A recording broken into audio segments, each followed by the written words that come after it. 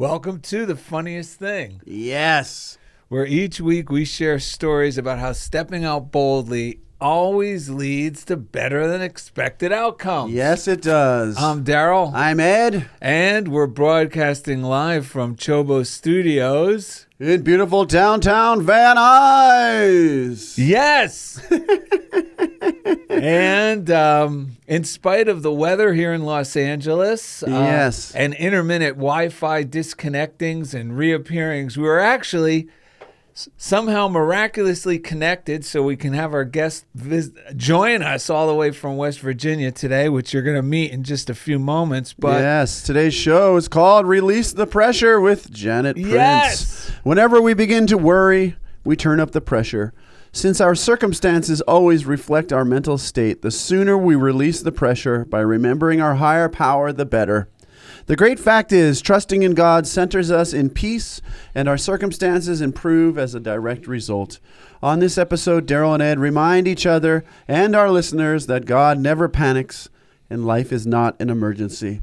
And during the second segment, Jovial Janet Prince joins us in releasing the pressure with today's reading, which is Let Go and Let God, which is a daily word reading. Yes, whenever we worry, we turn up the pressure. And because each week we look forward to doing the show and we know we get an inspired idea of what the topic is going to be during the preceding week. Yes. It makes me mindful of what I'm doing, based on the topic. Mm-hmm. And this week, if you're in Los Angeles, has been a very wet week with downpours during the day. Yep. Throughout the day. Right. And I have a dog to walk. But rather than getting, and I had to go do things, during my day. Sure. So I started to feel myself start to worry, like, I got to walk her in the pouring rain. Right. Because it's like living back east. You rarely experience this stuff in Los Angeles. Yeah. But so it's like, okay, she's going to get wet. That means I got to have something down for when she comes in the house, a towel down for her muddy paws. Right. Dry her off. So it's somewhat of an idea of a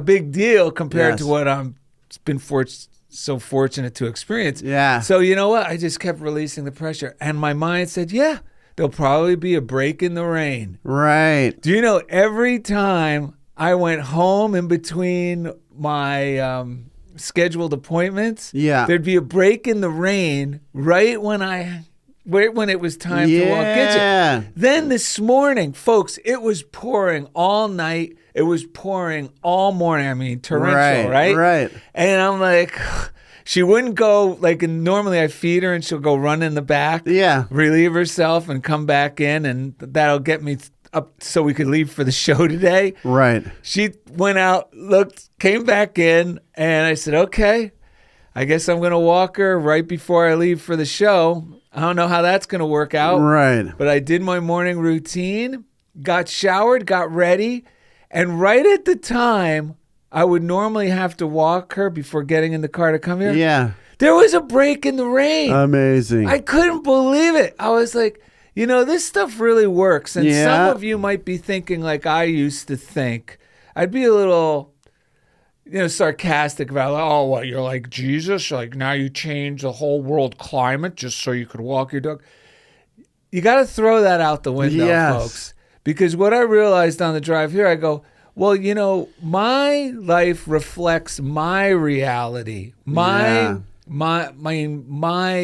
It's reflecting my consciousness, and your life is going to reflect your consciousness. Yes. So for me, no one else was walking their dog at the time, but for me, within my life and my circumstances, it reflected back with a break in the rain. And and we all have our own life experience. Yes. So this isn't like as small as I used to view this idea of living by spiritual principles, meaning in a way where I could dismiss them. Right. As like, who do you think you are? Jesus? My New Jersey Tourette's. Like, yeah. Who do you think you are? Totally. But it really is a perfect example of how life reflects our thinking. I agree wholeheartedly.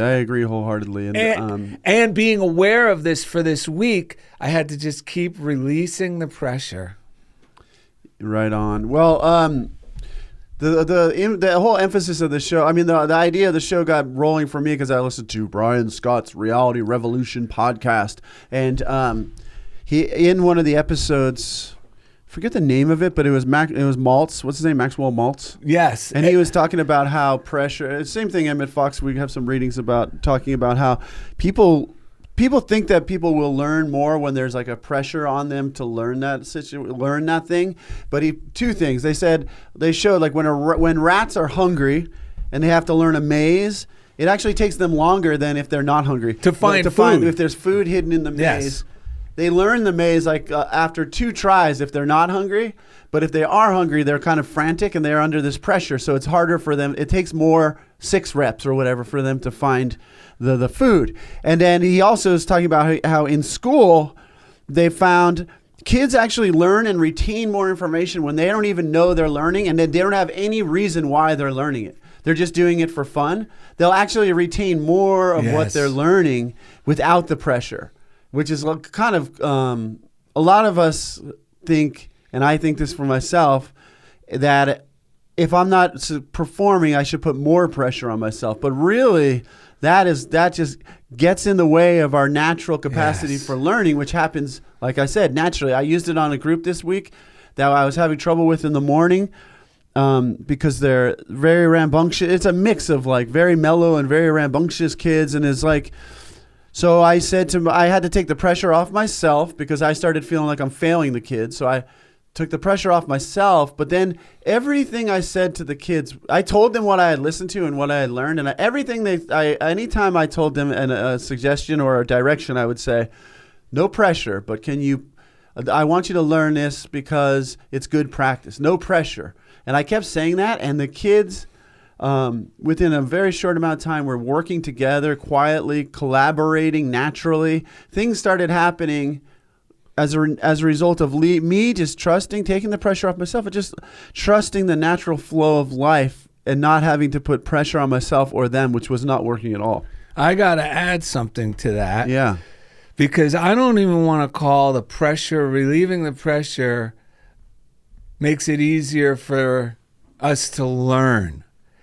I'm starting to come to the sincere belief for myself that when the pressure is off, I'm connecting and they're connecting. Yes, 100%. To a higher mind. 100%. To the mind that knows all things, and a wisdom starts to prevail. Agreed. And it's such a delightful feeling that it opens up even more. Yes.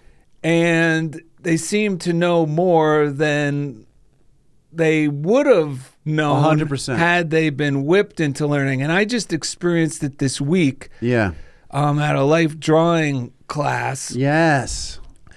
I'm not a member of the class, but the teacher invited me to an art exhibit, and he said, funniest thing, at the same time at this college, I'm teaching a life drawing class. I haven't done life drawing since 1993. That's 30 years ago. So at first I felt, I'll bring my pad, maybe I'll go, we'll see.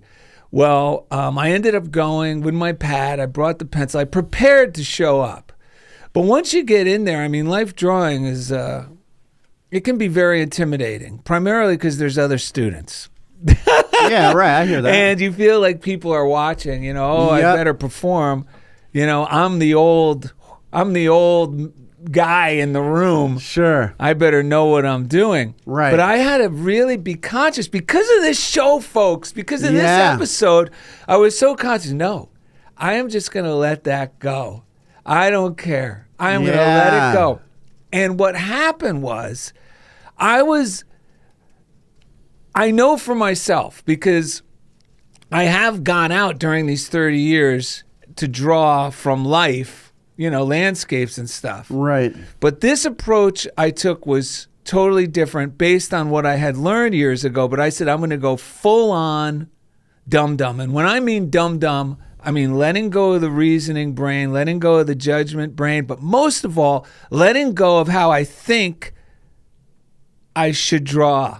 Yes. Now that's the hard part. But what Right. happened was, it was almost like my hand, I wasn't thinking with all the Yes. rules in mind. And I was Yes. like, holy cow, I can, I'm drawing this way better Yep. than I imagined. Yes. And then I had fun with it. There was like someone left paints at the class, dumpy little paints. I had no brush, so there was some plastic utensils. Right. So I just went full letting go mode because the hunch came. I'll use the plastic knife and smear the paint on. Right. And man, it was incredible.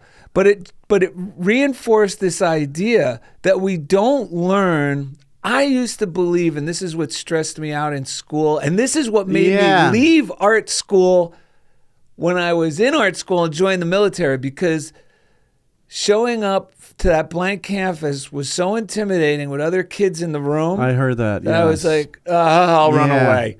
I'll do something that I know I'll just go get beat on in the military because that I could withstand. Right. But it's this idea that we learn stressfully, meaning we learn we got to memorize and we got to pack the information into ourselves. Yeah. But that's not learning. And that's why I love the story. I don't know if it was Socrates or Plato. I think it was Socrates. Was it? Yeah. Who preceded who? The slave? I can't remember, but Well, there's scholars out there that know what I'm talking about. But it's his whole theory that when you relieve the pressure yep. and you treat the subject with praise and encouragement, yes, they'll have a knowledge that supersedes, an ability 100%. that supersedes what reason would say they should be capable of. Mm-hmm. I agree. I agree. So this idea of releasing the pressure and trusting in God is really the solution to everything. I agree. I can 100% relate to you with music, and there's been I just this morning I was thinking about this. Because of things that happened with me, because I had another situation where I'm getting into this time of year where there's a ton of meetings and just the stuff that's like head stuff, paperwork. It's like blah, blah, blah, like meetings involving a lot of people. And there's a whole nother part of my brain that has to be active. I really have to learn to just keep letting God take care of that instead of trying to get it done. I need to start, I'm practicing letting it get done, because it does get done miraculously, but it can be very stressful. And the pressure was building. And then as a result of that, I have one of these meetings and I email someone whose job it is to give me some information. And she just says, no, I don't have time to do it. And, and it was really stressful. And I reached out and I brought all these other people. I talked to other people to let go of the stress I was feeling. And I kept making progress with this person, holding them in the light. And each time I was met with rejection, this is on you. And I was like, it was like a competition with this teacher, right? She was making it was a competition, who's to blame. And it took me a while to see that she's afraid and she's projecting it out, because it was but I had already let my consciousness get into this pressure and fear, and she was really reflecting it back to me. And then, so what I learned from that was, one thing I was talking to Indy about is I hold this energy down in my second chakra, they would call it. Pressure, stress. I was feeling pains in that area. Oh my God. And so I was driving because I'm using all my tools because I don't want to tangle with this lady. I don't. Right, no. I'm doing everything I can. We have to dance because we have a shared student, but I don't want to. I'm trying to keep reframing it, that it's not a struggle, that it's not a contest. And so I Googled affirmations for the second chakra. I was like, what the heck? Well, we'll see what come up. We'll see what will come up. And the first thing that came up was, I attract people who respect me. That's associated. Oh my God. So let me just I can't wrap believe this you're up. saying this. So I started affirming that and realized that this lady was reflecting back these old beliefs I've been holding down there, that people don't respect me, that I have to put up with it, that I've become the master of bending over backward, mental yoga of the worst kind, bending over backwards and backwards again until I'm in a pretzel, blah. And none of that is necessary. That is not the way this life is meant to be lived, right? So this morning in my meditation, because I was still holding this weight, it feels terrible. I'm letting it go. And I realized my new affirmation is, that I attract people who lovingly collaborate with me everywhere I go, who successfully collaborate. Because I'm letting go of competition entirely. Competition is born of pressure, and just it's such a maybe an obvious thing, but for me, it's just felt so good to just affirm collaboration. I am interested in collaboration. I want to support the people I'm collaborating with, and have them just naturally. You can't force it. Have them be in relationships where they naturally reinforce and collaborate with me. Well, I got to get this book I brought. I'm going, why did I bring my Louise Hay book? I got to tell you, first of all, our guest inspired me to reread that book. Oh, and that's this right. book is kicking me upstairs in such a wonderful, loving, compassionate way. On a huge ripple effect. You are not going to believe what I read last night that goes along with what you just said. And I'm going to get it for the second half. But what I want to tell you now is you said something this week, because what also puts the pressure on is what you mentioned, and you heard it from our friend. Which one? His daddy had a feed store. Oh, Joel Osteen. Yeah, Joel Osteen said a lot of us get in the bad habit, and this puts pressure on. You know, the great thing about Darrell and Ed is, we don't limit our resources when it comes to spiritual help. Right. And we want you to have an open mind. And the more open your mind is, the more help you're going to receive. So whatever works, we tune in. Yeah, because you're really opening to the God within. Yes. Opening to the God within when your mind is open in the way we're talking about it. Yes, because a lot of new thoughters would say, you listen to Joel Osteen? I go, hey, man, I'm such a new thought, open-minded, and need this so badly. I'll take it from wherever I can get it. Yeah. And there's a good thing I learned from a Unity minister, David McClure. Take what you can use and leave the rest. That's right. And he said Joel Osteen said this, yes. A lot of us get in the bad or mistaken idea that we need to pray to be a better slave. Yes. And that's when we put on the pressure, like, okay, I'm going to pray because it's virtuous. Right. And then we tell our friends how great we're doing at our job because we're overcoming all this stress. Oh, dude, yes. And that just magnifies, what does it magnify? More pressure, more stress, because my subconscious and the universe always says yes, is going, he loves bragging about this stuff. Yeah, you're not kidding. But the thing I read from Wait, but Louise did you say Hay, the other thing Joel Osteen said, or you want to get to that later? No, that is the Joel Osteen. No, the other thing he said is you need to be praying to be free. Yes. Not praying to be a better slave. That's the key. Because that's the thing that hit me on the melon, because I realized, even though I wouldn't say this in front of Darrell or in front of Indy or you all, there's been a part of me that gets this adrenalized high out of bragging about, I did it again. Like I was a perfect slave. I did way more than my part, and I made it. Look at me, ha ha ha! And everyone loves me. That is not the prayer of freedom that my soul desires. You know how bad that is? I'm going to admit something here. Hopefully, falling on my sword. It's almost been embarrassing for me to share this. I love this stuff. Lay it on us. Well, it's not so much me. It's embarrassing because my father was such a mean, physically and verbally abusive. Right. I don't carry this with me. I'm just saying this so you get the facts because this is how it twisted my brain. Right. Well, when I was 14, I don't know if I grew to, I'm the same size and weight I am now since I was 14. Wow. And I don't know if I grew to this size because it made me a little bigger than my father. Right. Because my subconscious mind said, I got to give this guy I got to give him any advantage I can give him. Yeah, right. You got to get, But I remember how proud I was when my dad was telling his friends that, it's embarrassing, because he was talking about how, because my father was like living with Muhammad Ali. Sure. So he would literally, like kabam. You were the rope-a-dope. Yeah, but not like spankings and belts. By the time I was 11, it was like fists and boxing and getting kicked.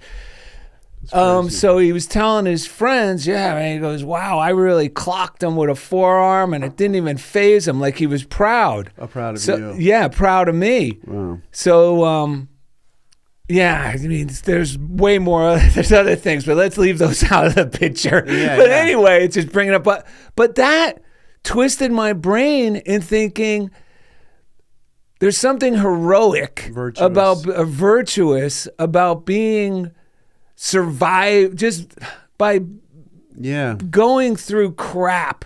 So what that does, it sets me up to think I have to go through crap. Yeah, I hear that. I'm not heroic unless I'm being criticized. Yeah. I'm not heroic unless I'm overcoming people disrespecting me. Right. I'm not heroic and I'm not virtuous unless, I could withstand a lot of punishment. Yeah. And, I don't care how tough you are. If you're a man listening to this show, I'm telling you, I've never endorsed something like this before, but if you can identify with any of this, get the book, You Can Heal Your Life. Yeah.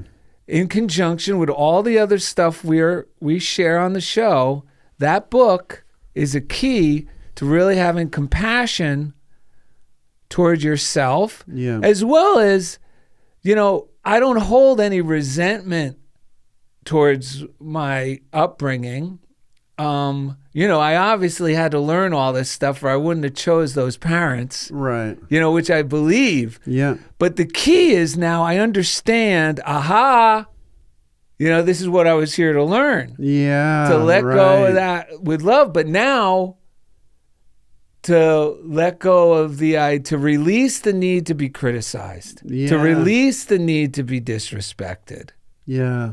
Because we inadvertently learn to put so much pressure on ourselves, and then it gets reflected back to us. And so and and then that relieves these other symptoms. Yeah, I know. Yeah, it's amazing how because of that adrenalized high that I've gotten in the past from being a better slave, and I forget what it actually feels like to feel good and want to do things. So good. But those things we want to do are the things that we're meant to be doing while we're here. And so much of this is just untangling ourselves from this, myself from that addictive pattern of getting this reward for enduring pain and such. And we don't need to do that. No. And I'm unlearning it in big ways right now. So I totally understand everyone else who's going through it as well. And real short, to add to that, that's why a lot of us dismiss the things that we do easily. Yes. I mean, the talents we have that seem to come easy and people go, oh, you're so good. It's going, it was nothing. Yeah. We're dismissing that because of I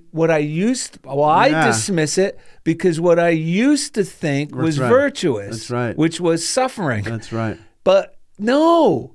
This meaning the talent that you delight in and just because it's easy for you doesn't mean it's not the virtuous thing for you. It is. Yeah, and it is. Until we embrace the stuff that's easy for us and recognize it as a gift from God, we don't know God. Yes. We think that because we're throwing away the very things that God gave us to do that are easy to us.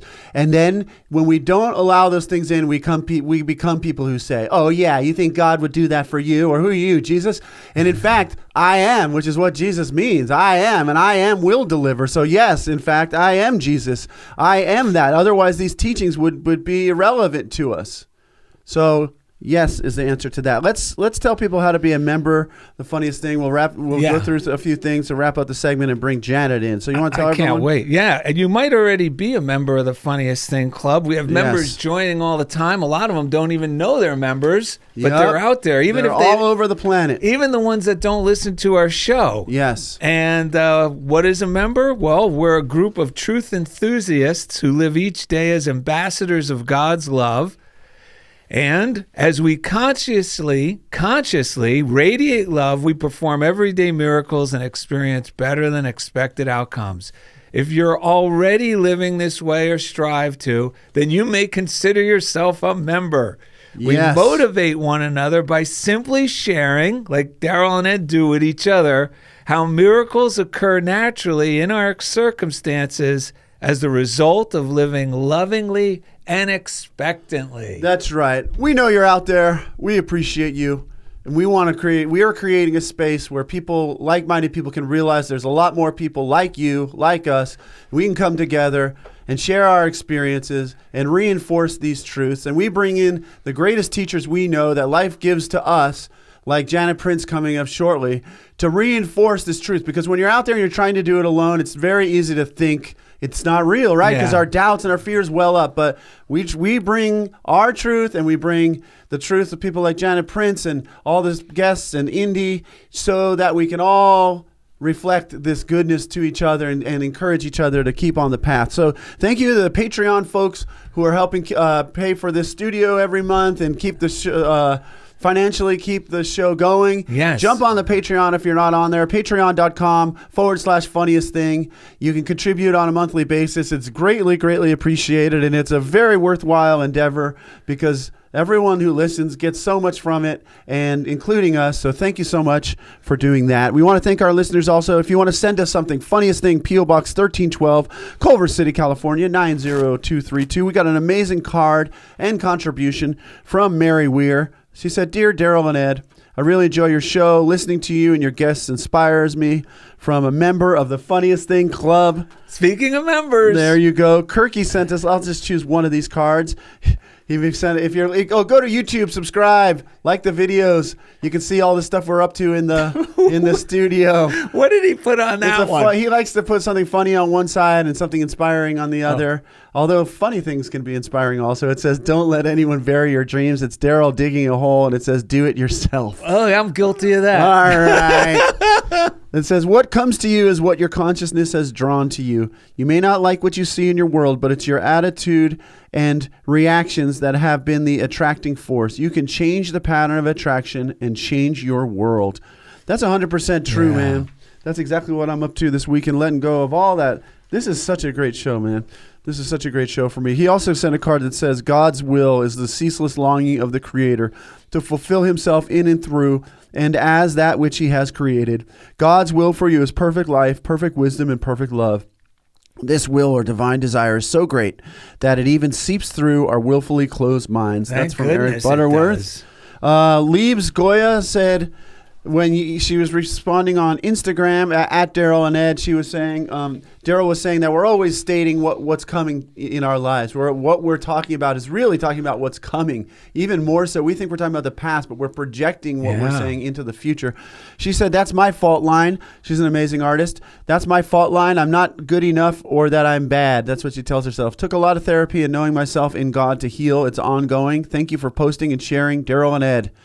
Teresa D'Agostaro. Yeah, that's Italian. I said, "I think it's time for me to read that Louise Hay book that I found on my walk while listening to your podcast What last a coincidence. That's the funniest thing. She was listening to our podcast where I was mentioning the book because of our guest today. Yeah. While she was hearing that, she came across one of those little lending libraries. And there was the book. Oh my God, that's amazing. So she said, "There's no coincidences. There's only the hand of God if we look for it. Thank you for the work you do. Let me know when you guys are in Burbank again and we can meet for lunch." Teresa D'Agostaro. That might be today, for crying out loud.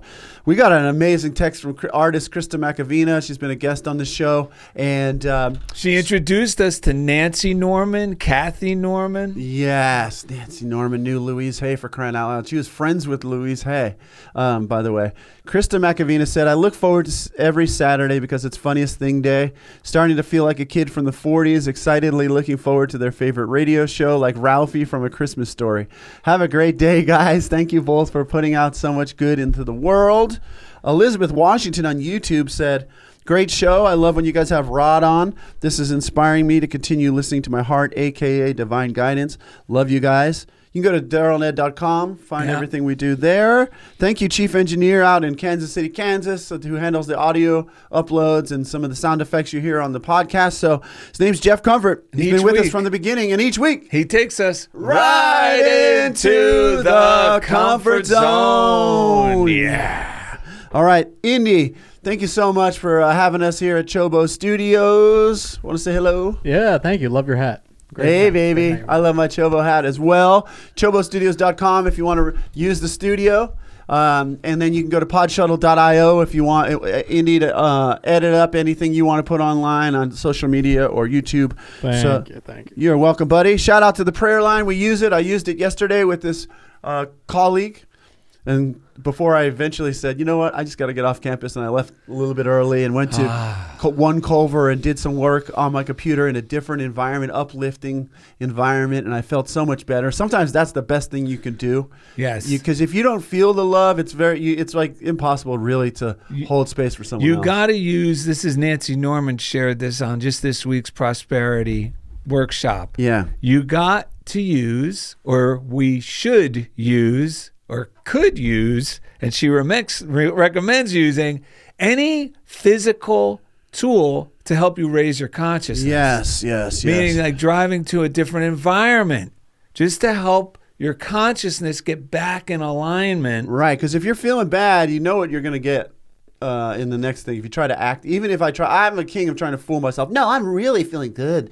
But because maybe I'll get an inspired vision, but if there's a conflict in there, it's better to clear that part out if you can, and then come back to it. So, which is what I learned when I tried to go back at the end of the day to this colleague and say, hey, can we finish the conversation we had? And she said, I don't have time to talk right now. And I said, so in other words, you did this. Yeah. Go ahead, right here. Thankfully, I kind of had prepped for it. Exactly. So I really did. And thankfully, so I had prepped just enough to say, okay, I thought you might want to continue your conversation. Thank you and have a wonderful day. And I left and I blessed the situation. Well, that was good. But you can call the prayer line, 800-NOW-PRAY, 800-669-7729. It's silent unity. It's really the heart of the unity movement. It's been there since the beginning, and it's a powerful tool, like you said. And they have an app, the letter U, the word pray. You can type in your prayers or push a button to call them. Do you want to do the breaths after the... Kick off the second? Kick off the second? Yeah, we'll kick off the second with the 3 breaths. All right. Oh, man, we have so much great stuff here. So let's do one of this. I'm going to end this with this. Okay. Alan Cohen said, every day you must decide if you're a beggar or a chooser. This is kind of like slave or free. Yes. For you will act and create results according to the identity you assume. If you believe you must grovel, plead, or struggle to manifest your dreams, the road to success can seem overwhelming, even frightening, like we discussed. But if you realize that every decision before you is an invitation to remember who you are and what you want, the process of choosing becomes exciting, and the courage to claim your dreams follows naturally and easily. To choose is to be empowered, and every time you say yes to one path and no to another, life rushes to support you in your decision.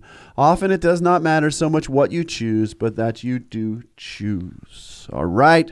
Coming up next, Jovial Janet Prince from Unity of Kanawha, I think it's called. Kanawha Valley? Kanawha Valley joins us in releasing the pressure with today's reading, Let Go, Let God. Thank you for listening to Funniest Thing. We are loving life here in CHOBO Studios in downtown Van Nuys.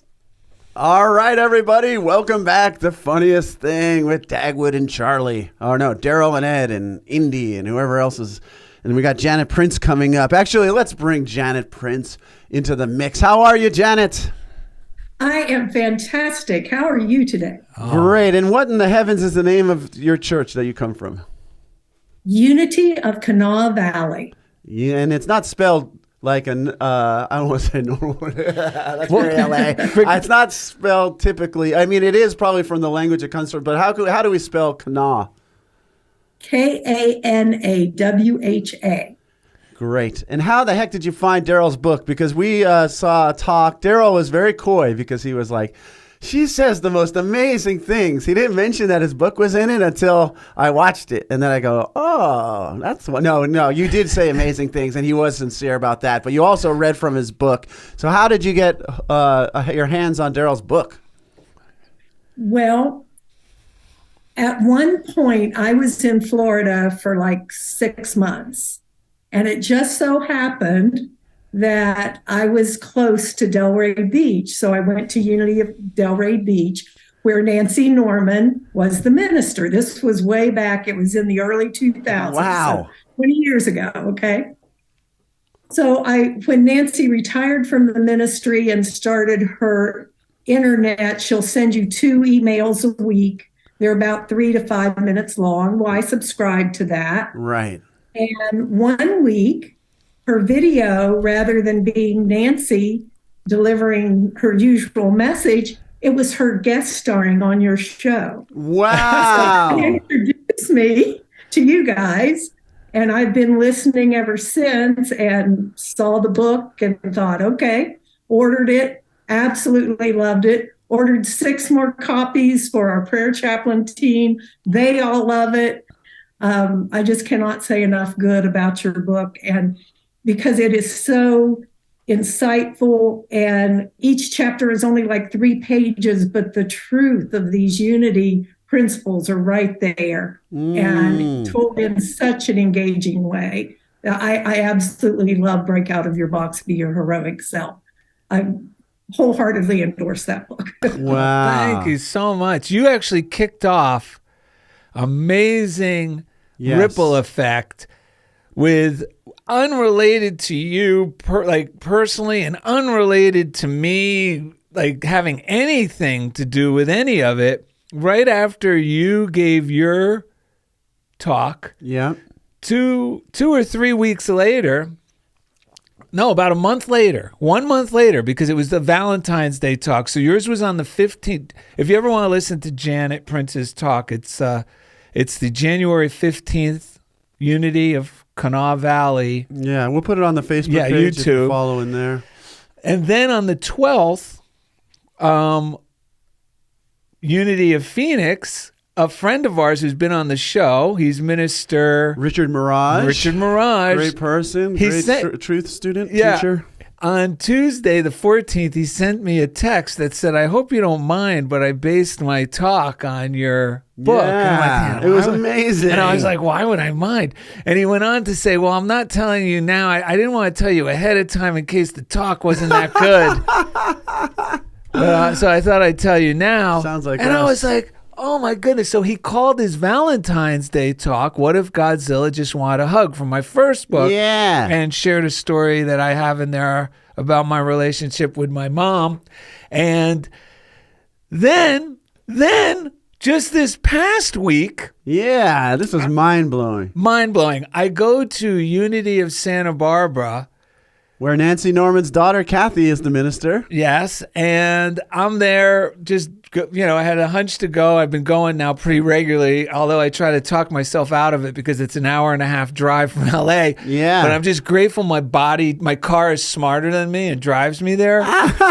So I get there, I sit down, and Michael Avery. He's not a regular speaker there. He's just, he's a member, but he's also part of the AV team. He saved the day when we spoke there on Christmas because Temple couldn't come, and he ran the whole thing. He was the MC. He was just amazing that day. Yes. We really saw him in the amazing light that day. We're like, this guy is amazing. So this day, he gets up, he welcomes everyone, and as part of his welcome, he read the chapter from Break Out of Your Box about my grandmother, Jane, the one who said yes, and she goes on this after, in the most seemingly negative, her husband just died. She's an epileptic. She's a lifelong epileptic. She decides, that's it. I am going to say yes to it. It was crazy. I mean, what happened to Jane? People were, it's funny when people take these leaps of faith, a lot of people go, what happened to her? Did she go nuts? Right. No, she went sane. Right. She went sane. So thank you, Janet. You really, the book is called Break Out of Your Box. Effect. You can get it on Amazon. Wherever else you buy books. Also, isn't that where Heal Your Life, the ripple effect of Heal Your Life came from your talk too? Because now so many of our listeners are using and practicing the elements of you can heal your life, right? And they're pulling it out of their closets like me, out of the dustbin. What was the thing you wanted to read from that real quick? That's what I'm going to read, and then we'll do our breaths. And can you share while Darrell is reading this, the technique that you use with the daily word affirmations, how you use, or just the affirmations in general in the mirror? Let's hear that, and then we can hear from that. I have a little compact mirror that I keep with the things I read in the morning, in my morning routine. And when I read the daily word, like the one for today, I take time to nourish my mind, body, and soul. I dig out my little compact mirror and I look into my eyes and I repeat that. I take time to nourish my mind, body, and soul. And then after I repeat that a little bit, I take it to the second person. You take time to nourish your mind, body, and soul. And then after I do that a little bit, I do the third person. Janet takes time to nourish her mind, body, and soul. Wow. And I can't remember where I heard that a lot depends on how you were talked to as a child as to whether your body and mind respond to first person, second person, or third person. But there's some sort of a scientific study that says, depending on how you were talked to as a child, it can be more effective to do it second and third person as well as the first person. Right. I know first person refers to our I am, and to me, that's the most important one, but I don't want to miss any bases. Yeah. So I go ahead and I do it with the second person and third person as well, just to make sure it's getting down there where it needs to be. You know, that it's funny. I think inspired by that and what Darrell's been reading from You Can Heal Your Life, I was driving, I had this little intuitive thought, and I did this with myself a couple times this week, where I just fabricated this, but I said, you know, my mom and dad always said, when this happens, you got to take care of yourself first. And no one ever said it to me, but I say it to myself that way. Something inside me goes, wow, you know, like it feels as if it really happened. So I would, anyone out there, you can have any parents you want. Yes. You can just tell yourself the story of what your mom, because it's true. My true parents is God. You know, the mother, father, elements of God is my true parents. And that God within me is always telling myself. He's always telling me these principles. So when I said it, I don't know, there's something about it. Like, and I don't know about, you know, like it's just the nature, our nature of our consciousness is just so wild beyond it is our imagination. It's so wild. So all these tools, whatever works for you out there, and thank you, Janet, for what you do. I'm gonna get a compact mirror for my morning routine. That's a great way to do it, so that I can really start implementing what you said. Wow, this is a good show, folks. Yeah, what do you got on Louise Hay right there? From Louise Hay, right before we do our 3 breaths. This is also from the book we've been talking a lot about, You Can Heal Your Life. If you have the book, it's on page 70. And what I've been doing, the double whammy of this book, and let me tell you, you may think you're too smart for this book. For many years I did, because I read this when I was a newcomer, back in 1986, and I was like, oh man, this is amazing. And then we start reading more and more and more, and then we think we're beyond the books we already read. Well, let me just tell you something. You're not beyond the books you already read. The good news is, as we grow, these books have deeper meaning. That's right. So that's why we love these truth books. Yeah, and also I take whatever people say and I give it like we said earlier. I'm open. Yeah. And Janet, the way you shared about this book on your talk, said, I got to pull that book out again. Instead of, I read that one. Right. It's cute that she's talking about that book. Like that's the voice I got to go, nope. You know? Yeah, I get it. You got to give that voice the hand. Yeah, well, that cynical voice can be really seductive sometimes. Like, because it's like the false illusion. I got all this in control and all this. But when it really comes down to needing to get things done, that voice is not my friend. I actually heard LL Cool J say this week on the Hot Ones YouTube show. He said he tells his team, and he probably didn't make it up, but he said, your ego is not your amigo. Oh yeah, that's an oldie but goodie. Yeah. My ego is not my amigo. Like, humility is really the best thing we have going for us. So on page 70, and I read this last night. What I was going to say, my recipe for this is I read 2 pages a night of Louise Hay. And then I look at it again in the morning, what I read the night before. Yeah. I also got the audio book, You Can Heal Your Life. Yeah, a lot of libraries have apps where you can get free audio book. Yeah. And I've been listening to that on my drive to Unity of Santa Barbara. So what I read last night goes perfectly what you said. What were you saying about how you felt like you were not receiving respect? Yeah. That's what you told. I never get respect. Yeah. I just have to, push through it. Well, I didn't realize that this was one of my things. Yeah. Until I read it last night. And it says, it says, you begin to say, I'm willing to release the need for uncomfortable relationships. Now, this is in the middle of a chapter about releasing things, okay? So you begin to say, I'm willing to release the need for uncomfortable relationships. Then you notice the reason you're so uncomfortable is that other people always seem to be criticizing you. Now, listen, other people may not always seem to be criticizing you. However, if you're even bracing yourself or avoiding, feel like you need to overcome, or you start to feel the pressure when you're going into a conversation or you're about to post something or text somebody something.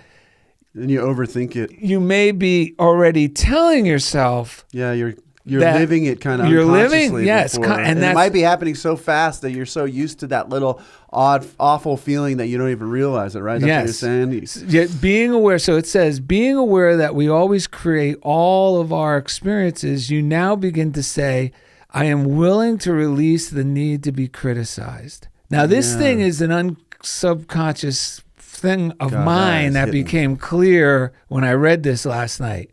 You then think about criticism and you realize that as a child, you received a lot of criticism. Yeah. And I went, oh my God, that's me. Yeah, that's the most two healing words in the language of the universe, me too. Like, oh, that was me. Right. And then it says, the little kid inside of you only feels at home, this is the bad part, when it is being criticized. Your way of hiding from this had become creating a smoke screen. And it says, and it goes on to say, to start saying, I'm willing, this is what I've been saying, I'm willing to release the need to be criticized. Just saying that, I'm willing to release the need to be criticized. It's not coming from out there.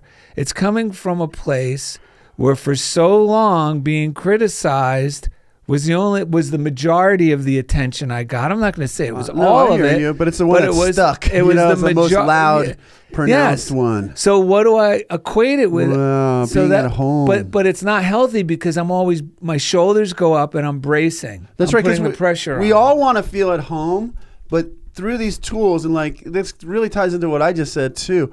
We need to recreate our sense of home as where we are fully loved and supported. Because you're unlocking the mysteries of the universe for me, because I know when I go home on the weekend, and you talk about this, the need to get out of the house, the home and I've kind of been reflecting on this for years, but I'm really seeing something deeper in it now, which is, my definition of home was where there was a lot of criticism, where I would hide my true feelings. Where it was even in with autistic, I've been studying autism lately. It's they call it camouflaging, but we all do it. Where kids with autism are so perceptive that they realize they have, so they do their best to camouflage and fit in, like we all do. Yeah. So, man, because it's so empowering, and I think for some people in the past it might have been scary to admit that the need to be critical, that seems so absurd. But that's what we're doing. It's what we're doing. That's the key to it all. Wow.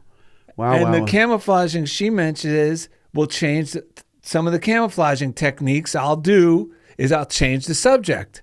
I'll start going, I need to eat. We come up with all these little things to camouflage. Right.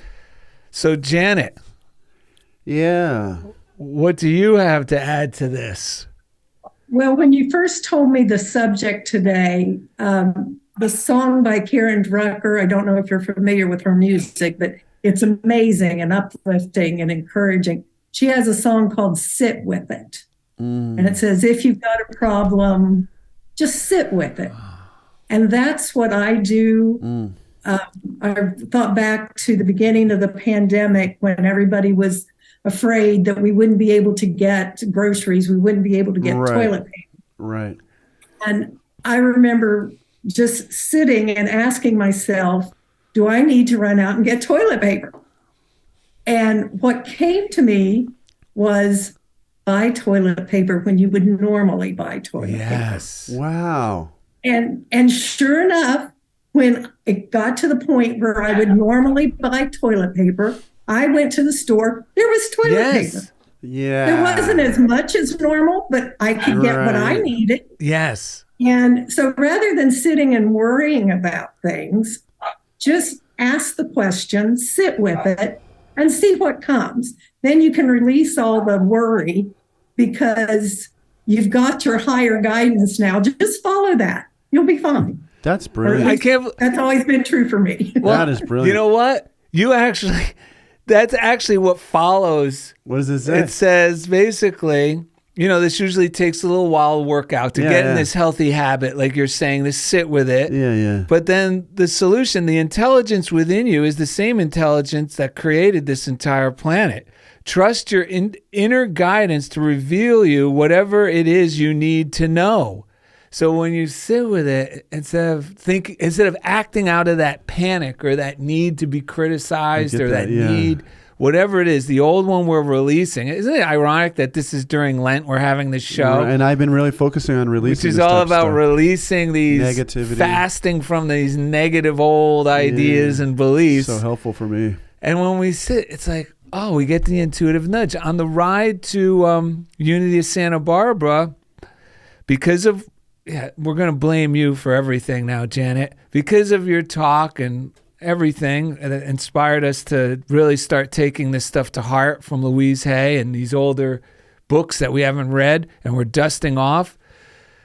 And Nancy Norman reinforced it by saying she was talking to Joseph Murphy. She had also known Joseph Murphy.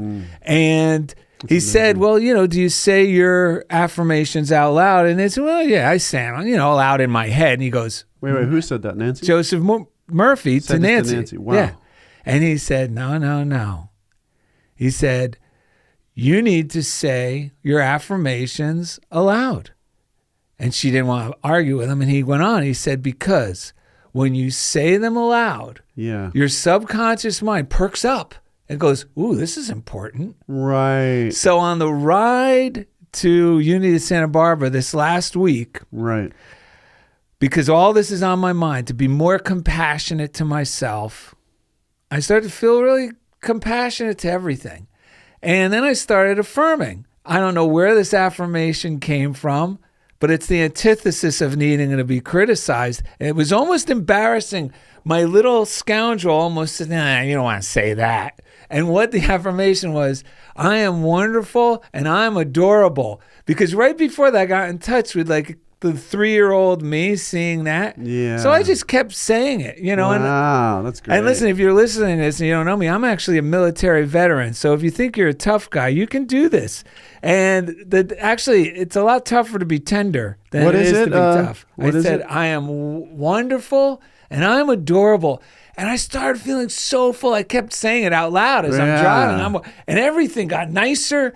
Everything got better. Well, and then I sit down, and that's when Michael Avery welcomes everybody and then reads that story. Yes. I was almost like crying. I bet. I started feeling choked up. Like, this stuff really works. Yeah, man. How do you think I felt? This guy who's been whining all week about he doesn't get this. Now everyone's reading his books.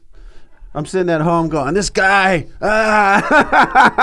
Bizarro. Well, this is actually oh yeah, go ahead, Janet, then I'll share my thought. When Darrell said he was adorable, it reminded me of something that I believe it was Louise Hay who suggested that I do this, and I have done it for years and years. Carry a baby picture of yourself so that anytime you start to be too critical of yourself, you look at that little child. Would you say these things to that little baby? No. No, you would wrap your arms around them and love them and care for them. And so I keep that in my wallet at all times so that I can remind myself that I'm still that little baby. And I need to be spoken to kindly and lovingly and not critically. But yes. That's perfect. Remember, I found that first grade picture of myself. In first grade, I loved J.R. Ewing from Dallas, and I wanted to be like him, so I wore a suit and a cowboy hat and some like... And you had a briefcase? I didn't have cowboy boots, but I had loafers and a briefcase that I took to my first grade back to school night, and I have a picture of myself on that night. So I'm going to put that on like the front of my phone so I see it all the time and maybe print it out as well. But the sequel to the thing about when I had the affirmation about when I found the affirmation about I attract people who respect me yesterday, what I realized, and I felt this when Darrell was talking, is it's the people who respect me are already in my life. Yes. Indy, Darrell, my wife, my friend Jessica, all these people. And I said, why am I, like you said before, giving my It's not that the people aren't already there. I'm already attracting them. It's just who I've been putting my attention to. So I started reaching out to the people because when we respect each other, it's not something like, I love you for your respect. It's just naturally, it's a natural flow. It's not, there's nothing contrived about it. It's just what I choose to value more, right? Like, why am I putting so much value chasing around people who aren't, quote, respecting me, instead of just basking in the glow of how many people already do love and respect me. And I wanted to share one affirmative thought I've been using when there's thoughts coming up that feel like the kind that I've thought for so long. It's really hard to get for them to budge or whatever they feel. So because I think it was last weekend I meditated. I think it was after Kathy Norman's talk at Unity of Santa Barbara. And this just came to me, like your affirmation. When I was meditating, I said, first of all, I inserted the thought, this is forgivable, because my mind wasn't thinking that. So but that led into not only, now I do this whole sequence. This is forgivable. Not only is it forgivable, but it's already forgiven. Not only is it forgiven, it does not even exist in the mind of God and never has. I go through that with these big quote things, and I use it on with my coworker, my thoughts about that person, my thoughts about me, my thoughts about Darrell, my thoughts about whoever it is, the person in line. It's amazing. This, not only is this forgivable, it's already forgiven. Not only is it forgiven, it doesn't even exist in the mind of God, and it never has. It just wakes me back up out of this dream or illusion that I'm living in and puts me back into the flow of life. We said we were going to breathe. You want to breathe or daily word first? Oh, let's do the breaths, then the daily word. Okay, we're gonna do this, and then maybe when we do the daily word, you can take us through again. We'll do the affirmation style with you that you like to use. But for now, let's take. So it's a pleasure. It's a pleasure. Okay, here we go. So Darrell came up with these breaths based on this topic. So let's take a deep breath to clear our mind.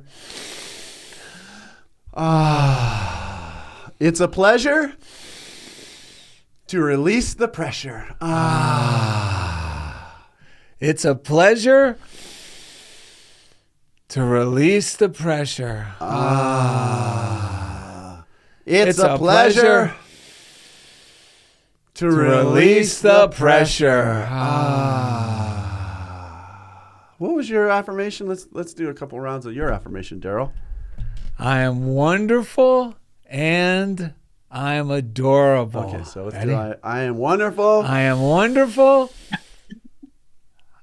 and adorable. One more. I'm a wonderful and adorable.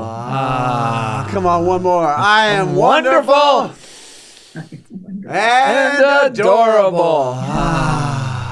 Wow, look at Indy's glowing in the control room. Look at this guy. Yes. All right. So let's get to the daily word with our guest, Janet Prince. And yes. This is for Sunday, February 26th. Let go and let God. I bravely release outworn behaviors and embrace my bright, brilliant future. Holding on to what no longer serves me because it is familiar and I've grown accustomed to it may stall my growth. I evolve much more quickly when I trust my guidance and release old patterns and behaviors. In my heart, I know that when I move away from a dysfunctional relationship, a negative attitude, or unhealthy way of living, I move towards something greater: peace, safety, harmony, freedom, and fulfillment. I let go of anxiety or fear and open myself to happiness and security. I breathe in freedom. My heart becomes buoyant and my steps lighter. I set my intention today to release anything I have been fearful of letting go so that I can confidently move forward, open to infinite good. Matthew 18:18.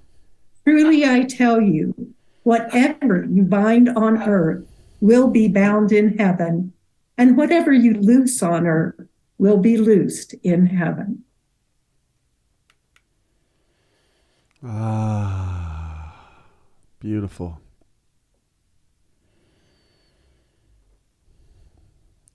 That's amazing. You know, the when I move away from a dysfunctional relationship, a negative attitude, or unhealthy way of living, I move towards something greater. That's the key.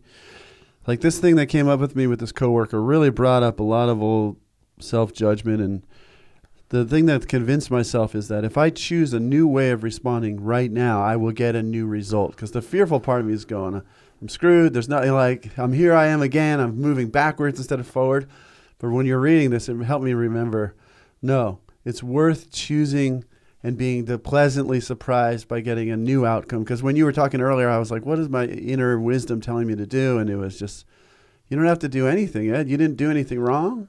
Relax, remember who you are, and enjoy your weekend, and just be amazed at what comes out of it. You mean like they say in the beginning of every AMC movie? What? Relax, sit back, and enjoy the show. Yes. That's a good show title. That is. That's really what God is always trying to tell us, I think. Yeah. Relax, sit back, and enjoy the show. And Janet, can we hear your method again? Just, you don't have to go through as many times as you normally would, but just kind of show us how you use this affirmation in your daily practice. Okay. I would look into my little compact into my own eyes. Yes. And I would say, I bravely release outworn behaviors and embrace my bright, brilliant future. And I would repeat that a few times. Wow. Then I would say, looking in my own eyes again, you bravely release outworn behaviors and embrace your bright, brilliant future. Repeat that a few more times. And still looking in my own eyes, Janet bravely releases outworn behaviors and embraces her bright, brilliant future. Wow. So it is. That is such a so great healing practice. This show amazes me every time and it's amazing, and it works every time. I get what I need every week. That's why the selfish reasons for doing this show. But once again, it's like how perfectly this is speaking to. Because my intention today was just let go of this weight I've been carrying and drop the rock, as our friend Fred Wilecki said. Yeah. And so that you're really helping me to do that. So thank you, Janet. What would you like to do now, Ed? Well, it's about time to wrap up the show. You have anything else you want to share, Janet, before we wrap up the show? Just, I apologize for the barking dogs. I don't know if you hear them or not. They are blessing the show. Yeah, they bless. We love our. I've got 3 little dogs here running around, and the door is open. They can get in and out, but one of them doesn't believe he can get in and out, so he barks. I see. So anyway. And so I apologize. I do apologize for that, but it's such an honor to be here with you guys. I love your show. I listen every week, and I'm loving Darrell's books, and so glad we're sharing the planet together at this time. And you truly are a blessing to everyone who gets to hear you. Thank you so much. I the feel same way. But what is that dog's name who doesn't believe you can go in and out of the door? That's Bruno. He's a French bulldog, and the door is open like this much, which is plenty wide enough for him to get in and out. But like I said, he doesn't believe it, so he's out there barking right now. I'm going to use that. I'm going to tell myself. I'm going to have to encourage the Bruno in me. I love that. That thinks that I can't. The door is always wide open, but I'm like, no, I don't know if I'll make it. Yeah. I don't know. It looks a little tight. So I'm going to use Bruno. Yeah. Bruno's going to be my teacher for this week. I love that. Thank you, Bruno. See, there's a reason why Bruno was yapping at this time. I'm going to encourage my inner Bruno from now on. Yeah, so check out Unity of Kanawha Valley. Yes. How do we spell that again? Kanawha. WHA. We do abbreviate it to UKV, but you won't find UKV on YouTube. You'll find Unity of Kanawha Valley. Well, maybe one of these days we'll be out there. And we'll get to attend one of your services. We would love that. We would love to have you. We would love that as well. We do look forward to getting on the road eventually and hopping across the country and getting into some Unity churches and speaking. So if anyone out there wants to invite us over, please do. Yes. Thank you, Janet. We have a good story. Yeah, a story from your childhood. As is it from her usual. childhood? No. This is not childhood. This is a grown-up story. This is actually fairly recently. Okay. I found it in the Kanawha Kanawha. Press. The Daily Kanawha Press. Just don't read the word, just say it. And you'll be Kanawha. Yeah, I looked at it. My tongue is, I got to untie my tongue real quick. Okay, so Janet Prince recently brought a new friend to Unity of Kanawha Valley and was a bit embarrassed because the guest speaker, not very inspiring. In fact, her friend got up and left midway through the talk. As Janet was leaving at the end of the service, Right. The guest speaker approached her. I couldn't help but noticing that your friend walked out of my sermon this morning.